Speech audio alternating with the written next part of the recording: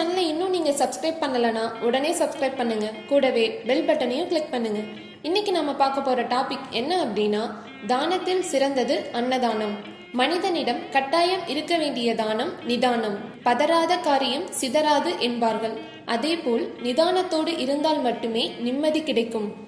தானத்தில் நிதானம் முக்கியம்தான். ஆனால் அதைவிட முக்கியமானது பிறரின் பசியை போக்கும் அன்னதானம். மனிதன் போதும் என்று சொல்லக்கூடிய ஒரே தானம் அன்னதானம்தான்.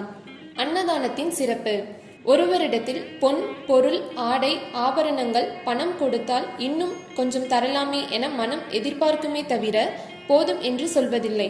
ஆனால் சாப்பிடும்போது வயிறு நிறைந்தவுடன் போதும் என்று கட்டாயம் சொல்லித்தான் ஆக வேண்டும். ஒருவருக்கு வயிறார உணவை அளித்தால் மனம் நிம்மதி பெறும். இதை பெரும்பாலானோர் அனுபவத்தில் உணர்ந்திருப்பார்கள். போதும் என்ற சொல்லே அன்னதானம் செய்பவர்களுக்கு போதுமான செல்வத்தை கொடுக்குமாம். எனவேதான் எல்லா தானங்களிலும் அன்னதானமே சிறந்தது என்று சொல்லி வைத்திருக்கிறார்கள். அன்னதானம் செய்யும் போது பிறர் போதும் என்று சொல்லி